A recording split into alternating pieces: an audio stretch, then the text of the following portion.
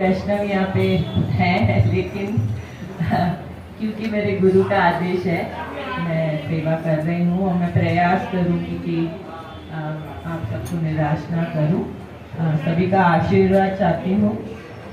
तो पहले हम गुरुजनों को प्रणाम करेंगे। नमो ओम विष्णुपादाय कृष्णापृष्ठाय भूतले श्रीमते भक्ति वेदांत स्वामिनिति नामिने नमस्ते सरस्वती देवे गौरवाणी प्रचारिणे निर्विशेष शून्यवादी पाश्चात्यदेशतारिणे। जय श्री कृष्ण चैतन्य प्रभु नित्यानंद श्री अद्वैत गदाधर शिवासादि गौर भक्तवृंद की जय। हरे कृष्णा कृष्णा कृष्णा हरे हरे हरे राम राम राम हरे हरे। ओम ज्ञानातिमिरन्धस्य ज्ञानाञ्जनशलाकया चक्षुरुन्मीलितं येन तस्मै श्रीगुरुवे नमः। श्रीचैतन्यमनोभीष्टं स्थापितं येन भूतले स्वयं रूपं तदा मह्यं ददाति स्वपदान्तिकं। वन्देऽहं श्रीगुरुं श्रीयुतपादकमलं श्रीगुरुं वैष्णवांश्च श्रीरूपं साग्रजातं सहगण रघुनाथान्वितं तं सजीवं साद्वैतं सावधूतं परिजनसहितं कृष्णचैतन्यदेवं श्रीराधा कृष्णपादं ललिता श्रीविशाखान्वितांश्च। हे कृष्णा करुणा सिन्धु दीनबन्धु जगत्पते गोपेश गोपिका कान्त राधा कान्त नमस्ते। तप्तकाञ्चन गौराङ्गी राधे वृन्दावनेश्वरी वृषभानुसुते देवी प्रणमामि हरिप्रिये। वाञ्छाकल्पतरुभ्यश्च कृपा सिन्धुभ्येव च पतितानां पावनेभ्यो वैष्णवेभ्यो नमो नमः। जय श्री कृष्ण चैतन्य प्रभु नित्यानंद श्री अद्वैत गदाधर शिवासादि गौर भक्तवृंद। हरे कृष्णा कृष्णा कृष्णा हरे हरे हरे राम राम राम हरे हरे। हरे कृष्णा कृष्णा कृष्णा हरे हरे हरे राम राम हरे हरे। श्रील प्रभुपाद की जय। तो आप सबका हार्दिक स्वागत है। आज दामोदर लीला हम चर्चा करेंगे और ये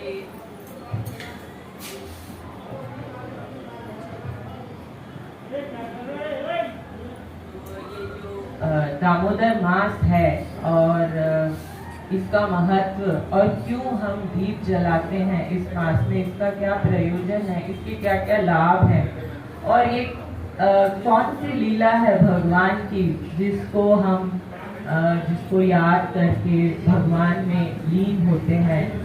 तो ये सब हम चर्चा करेंगे। तो दामोदर मास जो है ये भगवान कृष्ण को अति प्रिय है, इसलिए इसका महत्व बहुत बढ़ जाता है। क्यों प्रिय है? क्योंकि ये जो मास है इसका नाम कार्तिक भी है। कार्तिक एक और नाम है श्रीमती राधा रानी का। तो जो श्रीमती राधा रानी है ये कृष्ण जो है इनकी इंटरनल पोटेंसी या इनकी अंतरंगा शक्ति है और जो हमें भक्ति प्राप्त होती है वो सब इन्हीं के कारण होती है। हम कभी भी डायरेक्ट कृष्ण के पास नहीं जा सकते। जो ये मानव शरीर है इसका प्रयोजन है भगवान की प्राप्ति। ये बहुत दुर्लभ शरीर है और सारी योनियां 84 लाख योनियां हैं और हम अपने कर्मों के अनुसार शरीर प्राप्त करते हैं। लेकिन केवल जो ये मानव योनि है इसमें हमारे पास एक अपॉर्चुनिटी है भगवान से मिलने की, भगवान के पास जाने की, धाम में प्रवेश करने की।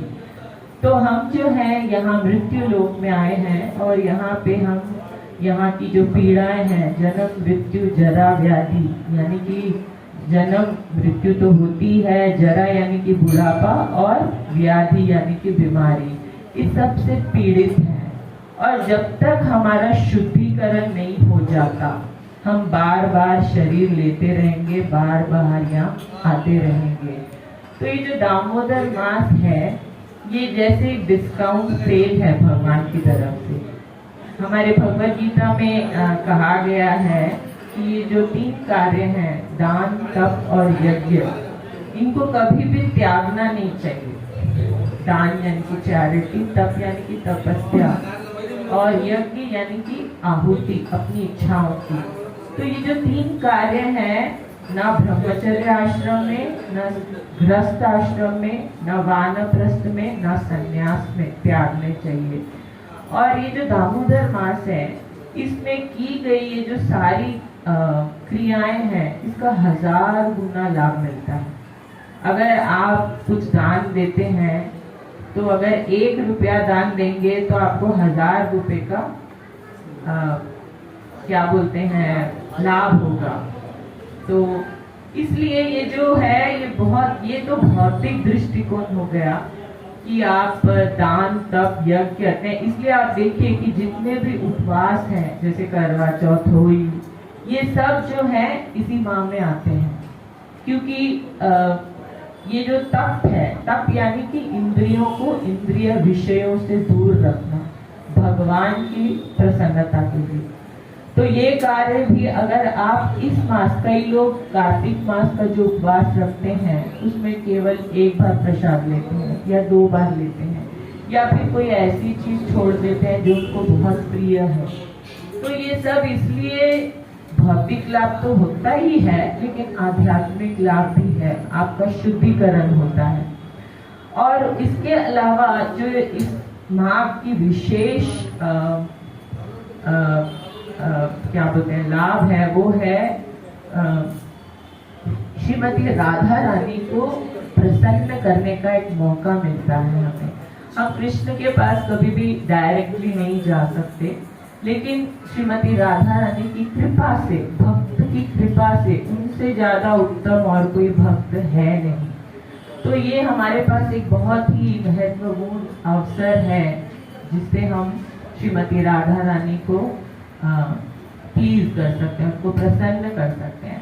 और हमें उनसे ये याचना करनी चाहिए कि हे श्रीमती राधा रानी, जैसे आप कृष्ण को प्रेम करती हैं, जैसे आप कृष्ण को समर्पित हैं, जैसे आप कृष्ण को प्रिय हैं, ऐसा ही प्रेम हमारे मन में भी भर दो।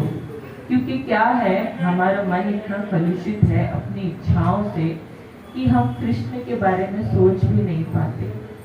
तो अपना ध्यान केवल इस माह में, कम से कम इस माह में, दूसरी तरफ से हटाकर भगवान के नाम में और भगवान के दीपदान में अगर हम लगाएंगे तो एक कथा है कि एक रानी थी, बहुत संपन्न और बहुत ही खुशहाल, सब कुछ था उनके पास, संपदा, संतान। तो उनसे कोई पूछते हैं कि तुम्हारे पास इतना सब कुछ कैसे आया, तुमने पिछले जन्म में क्या कर्म किए थे। तो वो उन्हें कहानी बताती हैं, तो उनको अध्यात्म से याद रहता है कि एक बार पिछले जन्म में चुईया थी, वो पशु योनि, और उनके पीछे बिल्ली पड़ी रहती है, तो भाग जाती है मंदिर में कार्तिक मास में, और वहां पर सारे दिए जो हैं बुझ रहे होते हैं। तो जब वो दिए बुझ रहे होते हैं,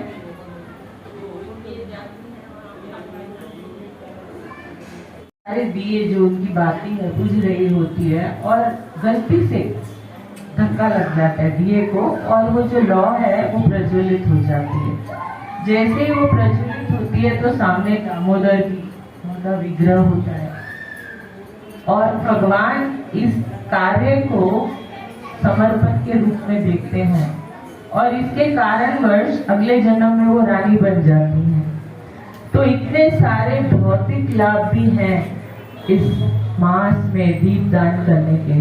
और ये जो दीप है, ये रिप्रेजेंट, ये जैसे आपका मन है, ये जो दिया हम अर्पित करते हैं भगवान को, ये आपका मन है जो आप भगवान को सौंपते हैं, भगवान को अर्पण करते हैं। जो भगवान है वो भाव रही जनार्दन है।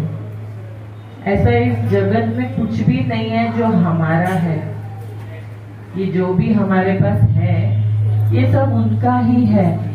जब तक हम यहाँ हैं इसका उपयोग करेंगे तो वो केवल हमारा मन, हमारे भाव को चाहते हैं। और जब हम भगवान को दीप दान करते हैं तो हम अपने भाव, अपने मन को भगवान को समर्पित करते हैं। और ये जो लीला है, दामोदर लीला, दाम यानी कि रस्सी और उदर यानी कि पेट। तो ये जो दाम, रस्सी से यशोदा माई जो भगवान के उदर को बांधती हैं, इस लीला का जो भी स्मरण करता है वो अंत काल भगवान के धाम को प्राप्त होता है। क्योंकि जो भगवान है वो अपनी लीला, नाम और उनका जो पैराफेरेलिया बोलते हैं, जो भी वस्तु भगवान से संबंधित है वो सब आध्यात्मिक होती है। इसलिए जब हम भगवान की इस लीला का स्मरण करते हैं तो हम मन से भगवान के साथ रहते हैं। आप देखिए भीष्म पितामह जो थे उनको निर्विकल्प समाधि प्राप्त हुई थी। ये जो योगी है ना, कई हजारों लाखों वर्षों तक भी तपस्या करते हैं तो ऐसी समाधि प्राप्त नहीं होती। निर्विकल्प समाधि यानी कि भगवान, पूरी तरह से आपका मन भगवान में लीन हो जाए और कुछ भी बाकी ना रहे, तो ऐसी। और भीष्म पितामह जब वो शरीर त्याग रहे थे तो वो जो भगवान का जो उन्होंने पार्थसारथी रूप है उसके बारे में स्मरण कर रहे थे और उन्हें वो पार्थसारथी लोग वहां पर उन्हें प्राप्त हुआ। वैसे ही जब हम माता यशोदा और कृष्ण की ये लीला का स्मरण करते हैं तो हमें उनके साथ, उनके धाम में रहने का अवसर प्राप्त हो सकता है। तो इसलिए ये जो लीला है, ये जो माता यशोदा है और कृष्ण के जो उनका जो संबंध था वात्सल्य भाव में, हम 5 तरह के भावों में भगवान के साथ जुड़ सकते हैं। रस कहा जाता है इन्हें। प्रमुख रस है 5। एक तो है शांत रस, फिर उसके बाद है दास्य रस, साख्य रस और वात्सल्य रस और माधुर्य रस। तो इसमें बहुत ये जो रस है, जब इनके अंदर हम भगवान के साथ जुड़ते हैं तो हमें अचिंत्य आनंद की प्राप्ति होती है। हम यहाँ पर इस भौतिक जगत में आनंद को ही खोजते हैं, सुख को खोजते हैं, लेकिन जो वास्तविक आनंद है वो केवल भगवान के साथ जुड़ने में ही है, अन्यथा और कहीं पर भी नहीं है। भगवद गीता में भगवान ने कहा है ये अशाश्वत दुखालयम है, ये पूरा जो भौतिक जगत है। और अगर हम यहाँ पर एक नहीं करोड़ों जन्म तक भी सुख की प्राप्ति के लिए कार्यग्रस्त रहेंगे तब भी हमें यह आनंद प्राप्त नहीं होगा। लेकिन केवल ये भगवान की लीला का स्मरण करने मात्र से आपको असीम आनंद की प्राप्ति होती है। तो जो माता यशोदा है ये कोई साधारण भक्त नहीं है। एक तो होते हैं साधना भक्त और एक होते हैं सिद्ध भक्त। जो सिद्ध भक्त होते हैं कई, इनकी तप, इनका प्रेम इतना उच्च कोटि का होता है कि ये नित्य भगवान के साथ लीलाओं में गोलोक वृंदावन में वास करते हैं और इनके पद चिन्हों पर चलकर हम भी ये प्राप्त और ये रस प्राप्त कर सकते हैं। तो ये जो दामोदर लीला है ये यशोदा माई के प्रेम से शुरू होती है और यशोदा माई जो होती हैं कृष्ण की, आप बोलिए अपनी माँ तो नहीं है लेकिन माँ से भी बढ़कर हैं और वो चाहती हैं कि मैं अपने बेटे को उच्च से उच्च कोटि का सब कुछ समर्पित करूं। और वो बहुत परेशान रहती हैं क्योंकि कृष्ण जो है हर पड़ोसी के घर से, ब्रिज में हर एक के घर से घी, मक्खन और दही चोरी करके रोज ले आते हैं। और रोज गोपियां आकर उन्हें शिकायत करती हैं, आज कृष्ण ने ये किया, आज कृष्ण ने वो किया। और जब वो शिकायत करती हैं तो माता पूछती हैं कि तुमने ऐसा किया क्या? तो बोलते हैं नहीं माता, मैंने ऐसा तो नहीं किया। और जब गोपियां चली जाती हैं तो बोलते हैं माता, तुम्हें मालूम नहीं, मैं सबसे बड़ा एक्सपर्ट चोर हूँ, मैंने ही माखन चुराया था। तो वो जो है फिर वो माता बहुत अचंभा हो जाती है कि वाकई ये चुरा रहा है बाहर से। तो वो क्या करती हैं कि सुबह 2 बजे जो ब्रह्म मुहूर्त दिवाली के दिन, एक दिन वो निश्चय करती है कि मैं ये जो हमारी सेविकाएं हैं ये शायद ठीक से दूध नहीं उबालती, ये शायद ठीक से दही नहीं जमाती, ये शायद ठीक से मक्खन नहीं बनाती, मैं खुद जो सबसे उच्च श्रेणी का दूध है वो निकालूंगी और खुद स्वयं कृष्ण के लिए माखन बनाऊंगी।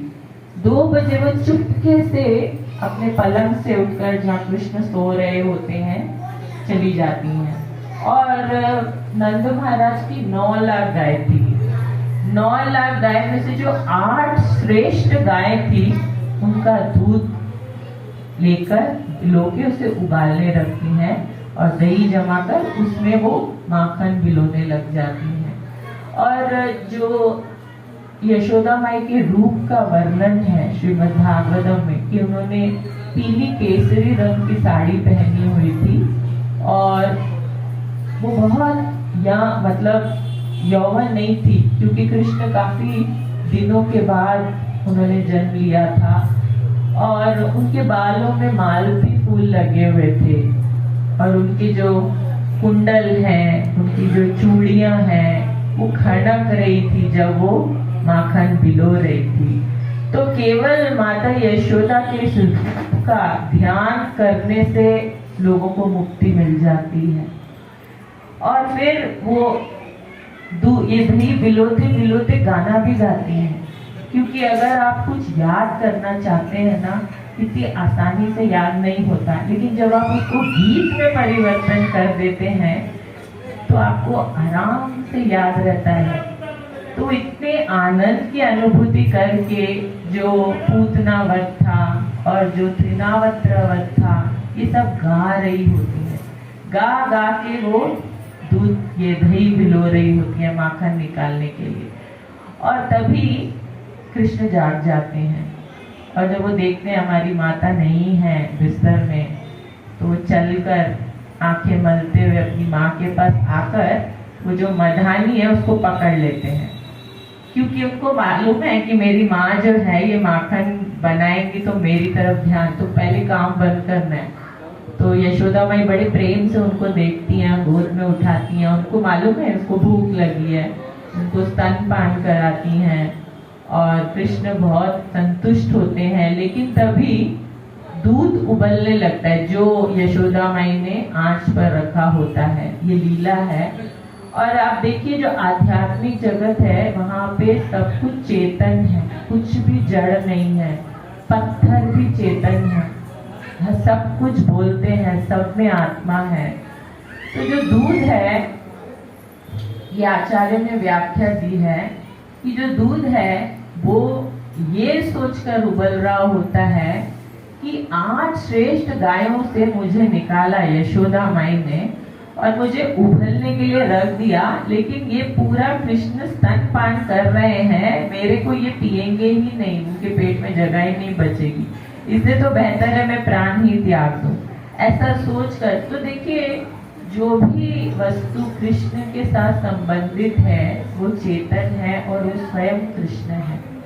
तो ये सारे जो भी पार्षद हैं कृष्ण भगवान के वहाँ ब्रिज में थे और तभी यशोदा माई कृष्ण को अपनी गोद से उतारकर दूध की तरफ दौड़ती हैं उतारने के लिए और कृष्ण क्रोधित हो जाते हैं और क्रोध में आकर वो क्या करते हैं, एक पत्थर लेकर उससे मटकी को फोड़ देते हैं अब जब यशोदा माई वापस आती हैं, वो देखती हैं कि मटकी जो है टूट गई है और हर जगह माखन दही बिखरा हुआ है। तो उन्हें लगता है ये किसने किया, और देखती है छोटे छोटे पद चिन्ह, उनके छोटे छोटे पैर वो दही में से दूसरे कमरे की तरफ जा रहे हैं। और फिर वो वहां जाती हैं तो देखती हैं कि एक ओखल, लकड़ी की ओखल उल्टी पड़ी होती है, उस पर चढ़कर कृष्ण जो है माखन और दही बंदरों को बांट रहे हैं। और वो देखकर क्रोधित हो जाती हैं। हालांकि वो क्रोध इसलिए नहीं है कि वो कुछ भगवान से नाराज है, लेकिन क्या एक माता के रूप में उनको सही शिक्षा देना उनका धर्म है, तो उनको अच्छा नहीं लगता। तो गुस्से में आकर एक कृष्ण को छड़ी दिखाकर उनके पीछे भागते हैं और कृष्ण बहुत भयभीत हो जाते हैं। ये जो अखिलांड कोटि जगत ब्रह्मांडों के स्वामी हैं, वो यशोदा माई से भयभीत हो जाते हैं, आंखों में उदर आ जाते हैं और वो भागने लगते हैं। सारा उनका जो काजल है वो बहने लग जाता है और यशोदा माई छड़ी लेकर उनके पीछे भागती हैं। और इस पूरे लीला का वर्णन सुनने मात्र से सबका उद्धार हो सकता है। और भाग भाग के जब यशोदा माई थक जाती हैं, तब कृष्ण उनको प्रेम से उनके ऊपर दया करके उनसे पकड़े जाते हैं। जिन्हें बड़े बड़े योगी भी नहीं पकड़ सकते हैं, उन्हें यशोदा माई जो भक्त है अपने प्रेम से पकड़ लेती हैं। और तब इतने श्वास ज्यादा हो जाती है कृष्ण की भाग भाग के, और वो इतने भयभीत हो जाते हैं। तो यशोदा माई को लगता है मैं इसको लकड़ी से मारूंगी, कहीं ये भाग गया, घर छोड़ के चला गया, कुछ हो गया तो सोचती है नहीं, लकड़ी छोड़ देती है, मैं इसे बांध देती हूँ। और वो एक रस्सी लेकर कृष्ण को बांधने लगती हैं। और वो जब भी उन्हें बांधने लगती हैं, 2 उंगली कम पड़ जाता है रस्सी। वो घर की सारी रस्सियां ले आती हैं, अड़ोस पड़ोस की भी रस्सियां ले आती है, मगर कृष्ण नहीं बनते। और फिर उसके बाद ऐसा आचार्य कहते हैं कि 2 चीजें आवश्यक हैं कृष्ण को बांधने के लिए, और वो है एक तो हमारा प्रयास और दूसरी जो है कृपा, भगवान की कृपा। हम कितना भी प्रयास करते रहें, अगर भगवान की कृपा नहीं हो तो कृष्ण अपने आप को दिखाते भी नहीं है, बांधना तो दूर की बात। और फिर समर्पण देखकर यशोदा माई का और उनकी थकी हुई हालत, उनकी तपस्या देखकर कृष्ण को उन पर दया आती है और वो फिर यशोदा माई से बन जाते हैं। ऐसा भी कहा जाता है कि राधा, श्रीमती राधा रानी ने अपने सर का एक जो रिबन बोलते हैं ना, रस्सी दी थी, भेजी यशोदा माई को कि आप इससे बांधिए। तो जब तक श्रीमती राधा रानी की कृपा नहीं होती, कृष्ण नहीं बनते। और फिर उनको रस्सी से बांधकर वो अपनी दिनचर्या में चली जाती हैं। और उसके बाद जो कृष्ण है वो ओखल को घसीटते घसीटते पीछे आंगन में ले आते हैं, जहाँ पर 2 यमल अर्जुन के पेड़ होते हैं, जो कि 2 श्रपित देवता होते हैं। और ये जो श्रपित देवता हैं, ये नारद मुनि के श्राप की वजह से यहाँ पर पेड़ के रूप में की अवस्था में श्रपित होते हैं। और इनको श्राप इसलिए दिया गया था क्योंकि ये जो नल कुबेर और मणिग्रीव हैं, ये एक बार कैलाश पर्वत पर, क्योंकि इनके बहुत बड़े भक्त शिव जी के, और इनके पास उनका सांगत्य था और उसकी वजह से इनको बहुत अहंकार हो गया था। और ये वहाँ जंगलों में दूसरी अप्सराओं के साथ क्रीड़ा कर रहे थे, और तब नारद मुनि वहां से आ जाते हैं और वो देखते हैं, मगर नारद मुनि को देखकर भी इनका नशा नहीं उतरता और वो नारद मुनि को अनदेखा कर देते हैं। और इस वजह से नारद मुनि को इन पर दया आ जाती है। एक्चुअली कई लोग कहते हैं कि नारद मुनि को क्रोध क्यों आया, वो तो बहुत बड़े साधु थे, साधु को तो क्रोध नहीं आना चाहता है। लेकिन कभी कभी साधुओं की कृपा ऐसी भी होती है कि भक्त का उद्धार कैसे होगा, कैसी ऐसी अवस्था मिलेगी भक्त को जिससे वो भगवान के प्रति आकर्षित होगा, ऐसा साधु लोग जानते हैं।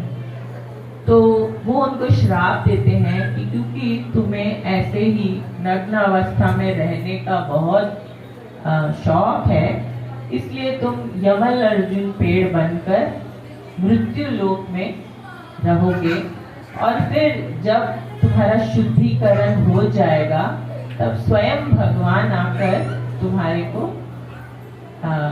मुक्त करेंगे इस योनि से। और तब क्योंकि ऐसा नहीं है कि नल कुबेर और मनग्रीव बहुत उच्च कोटि के भक्त थे कि भगवान उनका उद्धार करने आए, लेकिन क्योंकि उनके भक्त नारद मुनि ने ऐसा कहा था, और ऐसा कहा जाता है कि जो भगवान के भक्त होते हैं ये सत्य संकल्प होते हैं, जो भी इनके मन की इच्छा होती है वो भगवान पूरी कर देते हैं। और फिर अपने भक्त की बात का मान रखते हुए भगवान वो ओखल को इन दो पेड़ों के बीच में ले जाते हैं, और वो पेड़ जो है उखड़कर नीचे गिर जाते हैं। और तभी सब ब्रजवासी आकर देखते हैं, हाहाकार मच जाती है कि, लेकिन फिर भी मानते नहीं है यशोदा माई और सारे ब्रज के वासी कि ये कृष्ण ने ये पेड़ गिरा दिए, इतने बड़े बड़े पेड़। और वो लोग कृष्ण की तरफ जाते हैं, माता बहुत चिंतित होती है कि मेरे बेटे को कुछ हो तो नहीं गया। तो ये योग माया से जो ब्रजवासी हैं, भगवान अपने सारे ऐश्वर्य को ढक देते हैं ताकि वो इनके साथ, ये जो ब्रजवासी हैं, इनके साथ अपने माधुर्य रस, अपने वात्सल्य रस का अनुभव कर सकें। तो आज हम यहाँ पर हैं, दिवाली के दिन ये हुआ था ये लीला, लेकिन आज हम लोग यहाँ उपस्थित हैं और ये बहुत बड़ा अवसर है। और आप सब लोग बहुत भाग्यशाली हैं कि आज आप यहाँ पर उपस्थित हैं और कार्तिक मास में और भगवान का स्मरण करते हुए ये लीला के बारे में सुन रहे हैं। तो अभी हम इसके बाद दामोदर अष्टकम करेंगे और भगवान को दीपदान करेंगे। ये जो दामोदर अष्टकम है ये सत्यव्रत मुनि ने लिखा है, अष्टकम यानी कि 8। तो ये 8 जो है श्लोक जो है ये इसमें भगवान की इस पूरी लीला का वर्णन है कि कैसे माता यशोदा ने उन्हें बांधा, कैसे वो रोए, कैसे उनके कुंडल थे, कैसे उनके केश थे, कैसे माता ने उन्हें छुआ, कैसे माता ने उन्हें बांधा, और कैसे हमें इनकी ये कृपा प्राप्त होगी। तो आपका समय और नहीं लेना चाहूंगी, इसके बाद हम दामोदर अष्टकम करेंगे और उसके बाद आपका जो भी कार्यक्रम है। बहुत बहुत धन्यवाद मुझे सुनने के लिए। श्रील प्रभुपाद की जय।